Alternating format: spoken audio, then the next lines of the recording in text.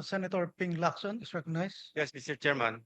Just for clarity, I believe and I was told by the Secretary of the Commission on Appointments that the ad interim appointments of this fine gentleman and lady is a mere resubmission of their previous ad interim appointments given before the resumption, the May 25, 2026 resumption of the first regular session. And since this is a special session, it is a continuation of the first regular session. Therefore, hindi pa po sila pasok do sa one-year ban. Kasi hindi naman po nila kasalanan na nagkagulo-gulo kami dito sa Senado at hindi na-take up yung kanilang confirmation. So with that manifestation, Mr. Chairman, I move that we recommend to the plenary the confirmation of the aforestated or aforementioned gentleman and lady in plenary. I so move, Mr. Chairman. There's, yes, Honorable Rizal Taveros. Second the motion, Mr. Chair. Any objection to the motion duly seconded? Mr. Chair, Yes, Honorable Albano is recognized. Mr. Chair, Your Honors, on the part of the minority, we place on record our full support for the confirmation of the 5 generals and flag officers of the Armed Forces of the Philippines, whose appointments are now under consideration. These officers have rendered long and distinguished service to the nation. As such, the minority supports the favorable confirmation of their appointments and commends their dedication and sacrifices in their service to the Filipino people. Mr. Chair, as the acting minority floor leader, on behalf of the minority and the Filipino people, we interpose no objection to their confirmation. Thank you, Mr. Chair. Mr. Chair, I did not get proper explanation on the concern that I raised before this committee. I don't think we are in a position to violate an existing law. What I heard is an assumption that was passed on to the secretary of this commission. Somebody presumed that the appointment made last year is supposed to be continued. May I ask the secretary to explain that, if that assumption is correct? And if that assumption is enough to override the clear provision of the law? Honorable Lacson. Again, I'd like to clarify, hindi po last year. Before May 25, 2026, yung nag-resume tayo ng first regular session. Kasi nag-break tayo. Bago tayo mag-resume, they were given ad interim appointments by the President. So yun po yung ina-apply natin because a special session that we are having today is a continuation of the first regular session, Mr. Chairman. So yung birthday nila fell after. Kailan ang birthday mo, General? May 14. So yung ad interim appointments were given before May 14, I suppose. So you confirm that. So hindi ka covered ng one-year ban. That's the clarification that I manifested earlier, Mr. Chairman. How about the others? Covered sila ng hindi sila covered ng one-year ban when they were given their ad interim appointments before May 25, di ba? Kasi kung after May 25, resumption, nomination, at saka hindi na kayo mag-apply. But since you were given your ad interim appointments, since Congress was in recess at that time, having resumed on May 25, hindi po kayo mako-cover ng one-year ban. That's my point. So I hope I satisfy the query posited by the Honorable Marcoleta. Thank you, Mr. Chairman. Well, Mr. Chair, that is an assumption. Somebody should explain from this committee if that assumption is correct. Because the law is the law. They have just reached their age of 56. And they were bypassed. That is a fact. We cannot change that fact, Mr. Chair. That is the only point that I'm trying to raise here.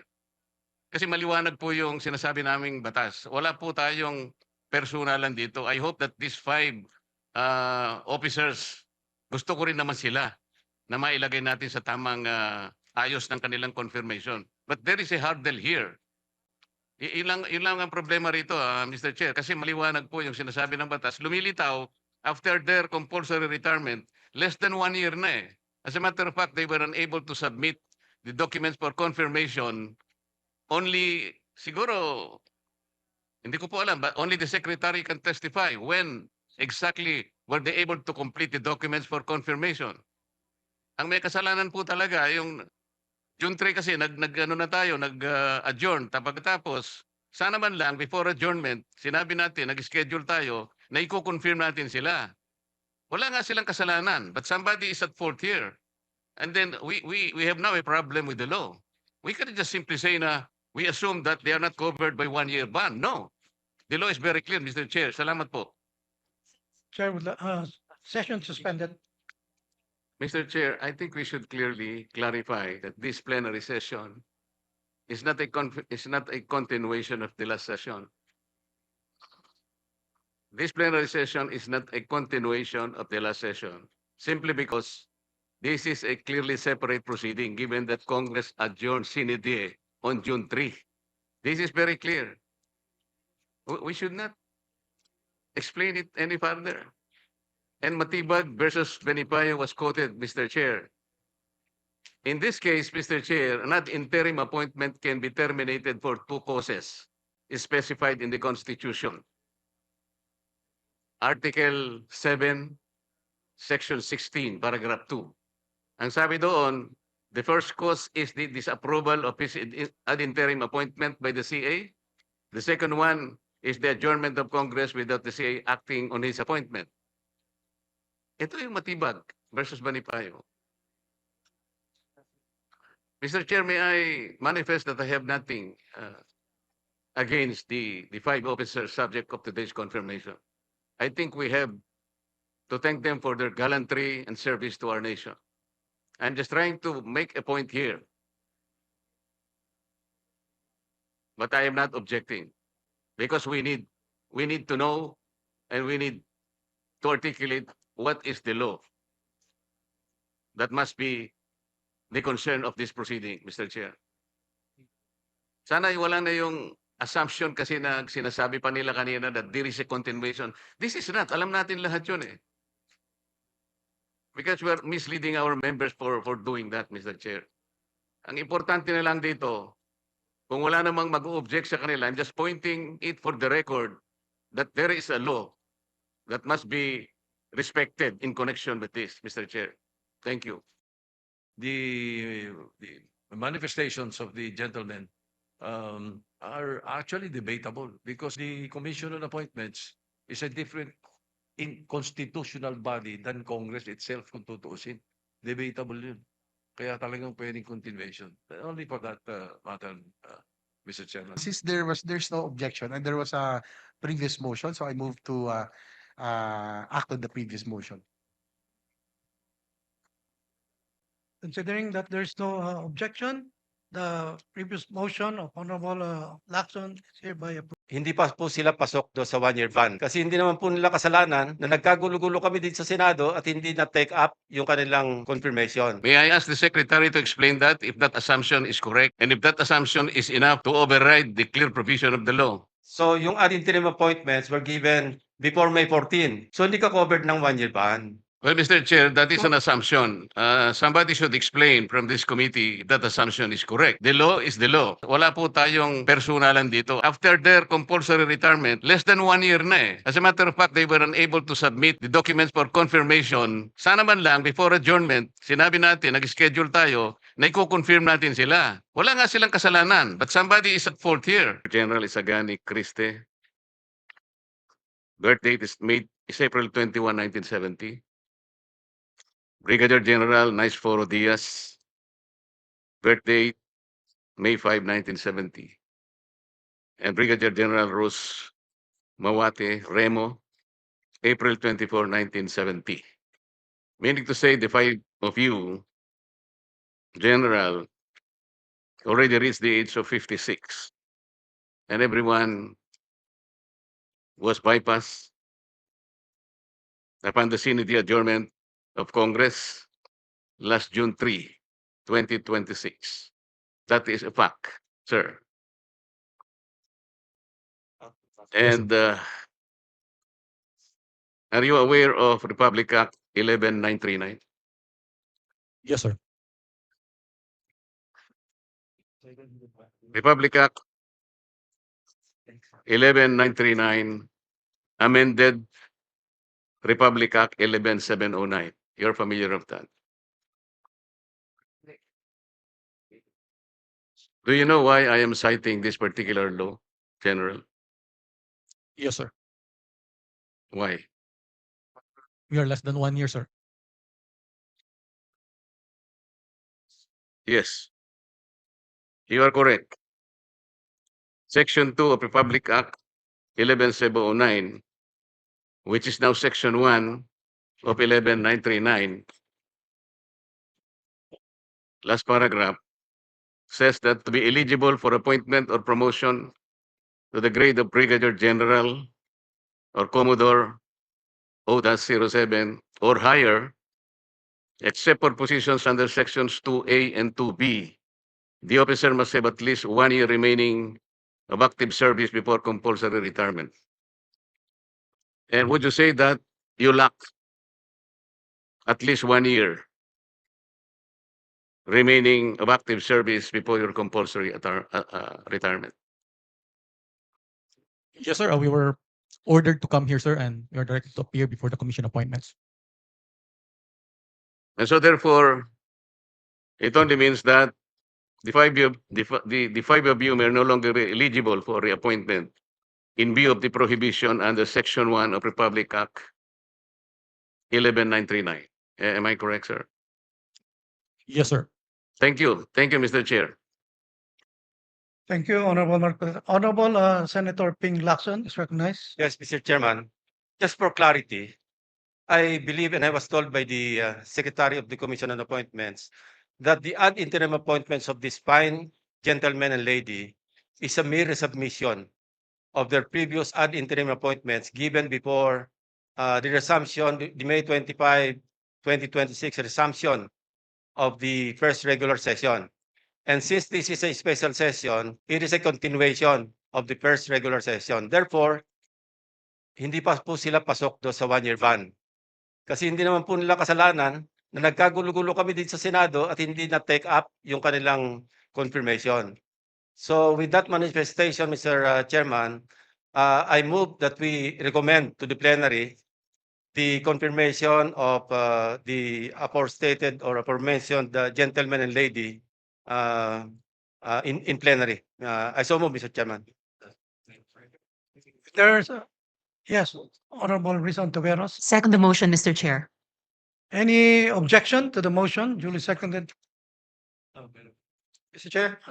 Yes, Honorable Albano is recognized. Mr. Chair, Your Honors, on the part of the minority, we place on record our full support for the confirmation of the 5 generals and flag officers of the Armed Forces of the Philippines, whose appointments are now under consideration. These officers have rendered long and distinguished service to the nation. As such, the minority supports the favorable confirmation of their appointments and commends their dedication and sacrifices in their service to the Filipino people. Mr. Chair, as the acting minority floor leader on behalf of the minority and the Filipino people, we interpose no objection to their confirmation. Thank you, Mr. Chair. Thank you, Honorable Albano. Honorable Bongo is recognized.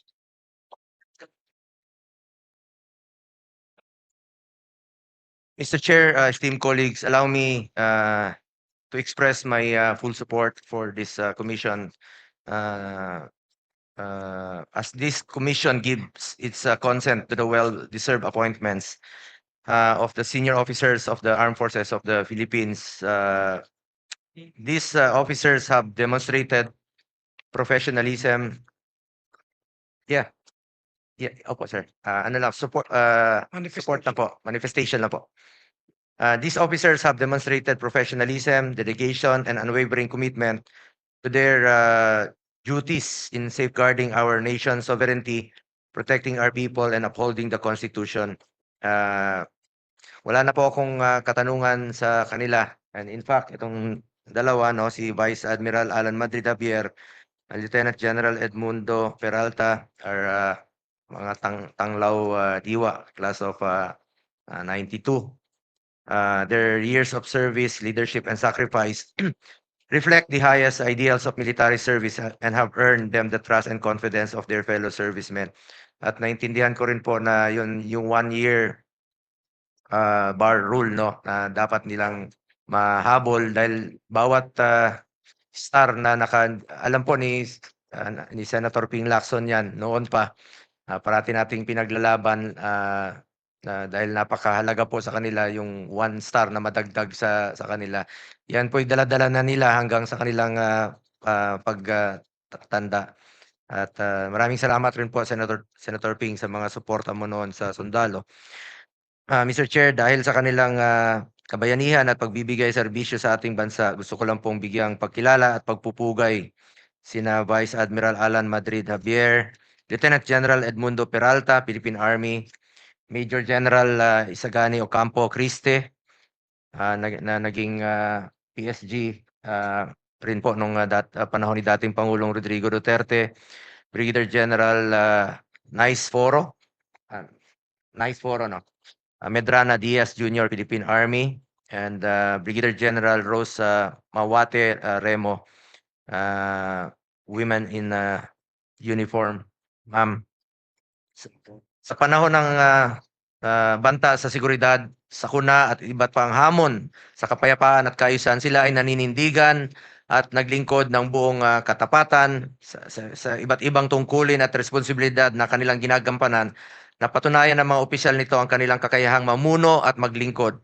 Panahon ng pandemya, panahon ng giyera sa Marawi, bagyo, lindol, baha, patuloy kayo nagtatrabaho para sa ating mga kababayan. At maalala ko po, nung panahon ni dating Pangulong Rodrigo Duterte, pinaglaban natin na madoble po ang sahod ng entry position ng military at lahat po ng uniform personnel. Dahil po yan sa inyong sakripisyo para sa bayan at hindi po natin mararating itong kinaroroonan natin kung hindi po dahil sa inyo.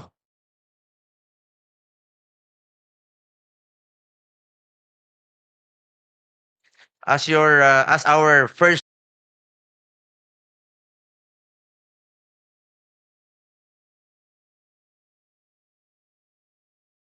line of defense, your continued courage and commitment are vital to defending our country's honor, rights, and future.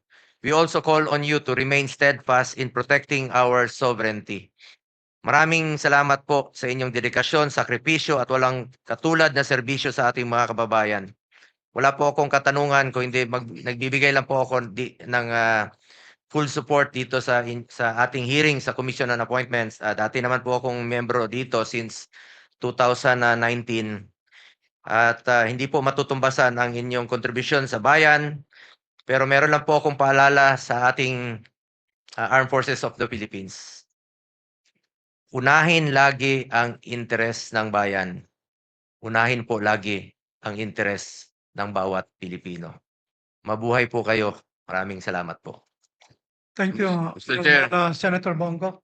Yes, Honorable Marcoleta. Mr. Chair, I did not get proper explanation on the concern that I raised before this committee. I don't think we are in a position to violate an existing law.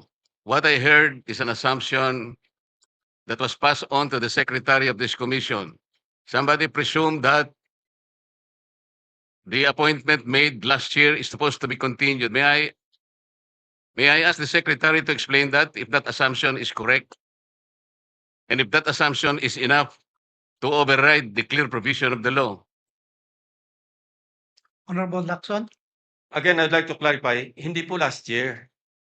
Before May 25, 2026, yung nag-resume tayo ng first regular session. Kasi nag-break tayo. Bago tayo mag-resume, they were given ad interim appointments by the President.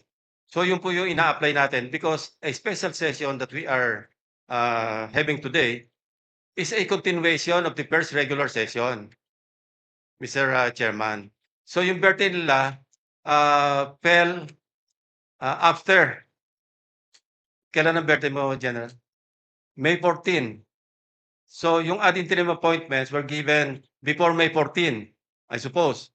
So you confirm that. So hindi ka covered ng 1-year ban. That's the clarification that I manifested earlier, Mr. Chairman. How about the others? Covered sila ng hindi sila covered ng 1-year ban when they were given their ad interim appointments Before their before birthday, May 25, hindi ba? Kasi kung after May 25, resumption, nomination, at saka hindi na kayo mag-apply. But since you were given your ad interim appointments, since Congress was in recess at the time, having resumed on May 25, hindi po kayo mako-cover ng 1-year ban. That's my point. So I hope I satisfy the query posited by the Honorable Marcoleta. Thank you, Mr. Chairman. Well, Mr. Chair, that is an assumption. Somebody should explain from this committee if that assumption is correct. Because the law is the law. They have just reached their age of 56 and they were bypassed. That is a fact. We cannot change that fact, Mr. Chair. That is the only point that I'm trying to raise here. Kasi maliwanag po yung sinasabi naming batas. Wala po tayong personalan dito. I hope that these 5 officers, gusto ko rin naman sila na mailagay natin sa tamang ayos ng kanilang confirmation. But there is a hurdle here. Ilang ang problema rito, Mr. Chair, kasi maliwanag po yung sinasabi ng batas. Lumilitaw, after their compulsory retirement, less than 1 year na eh. As a matter of fact, they were unable to submit the documents for confirmation. Only, siguro, hindi ko po alam, but only the secretary can testify when exactly were they able to complete the documents for confirmation. Ang may kasalanan po talaga, yung June 3 kasi, nag-adjourn. Pagkatapos, sana man lang, before adjournment, sinabi natin, nag-schedule tayo, na i-confirm natin sila. Wala nga silang kasalanan, but somebody is at fault here.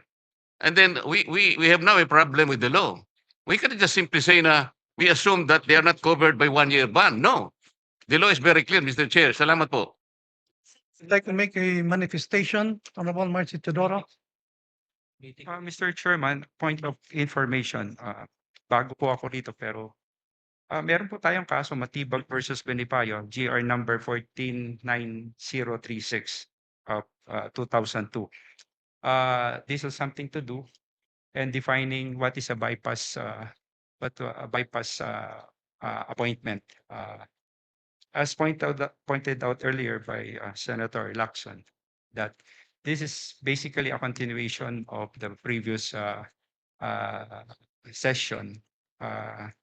Hence, the appointment was not technically bypass as defined under the said doctrine under Matibag versus Benipayo. Point of information, Mr. Presiding, Mr. Chairman, this may help or guide the committee in its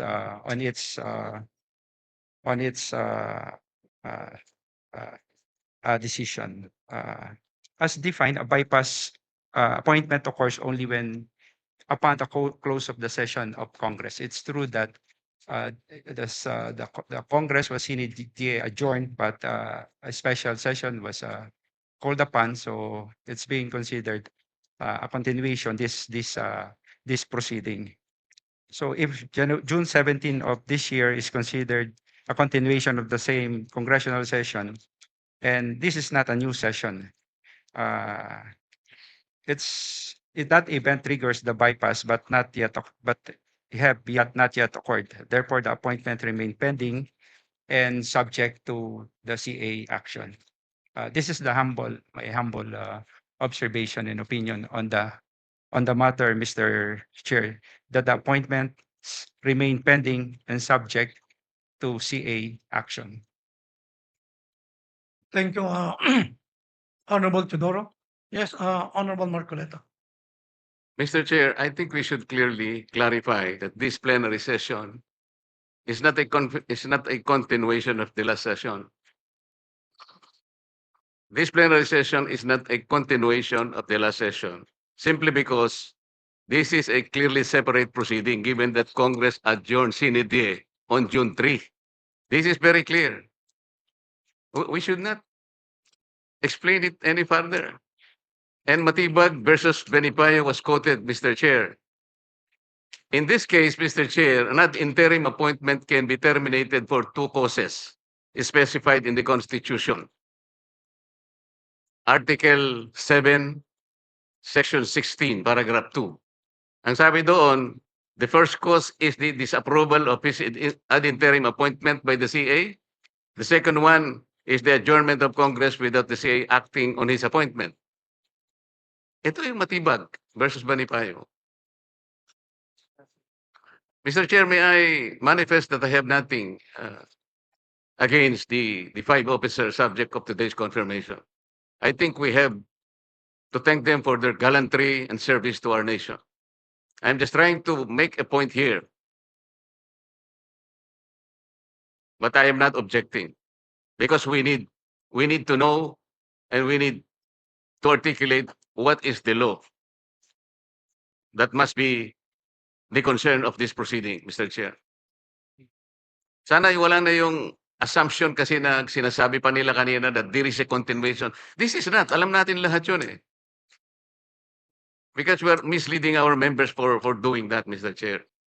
Ang importante na lang dito, kung wala namang mag-object sa kanila, I'm just pointing it for the record that there is a law that must be respected in connection with this, Mr. Chair.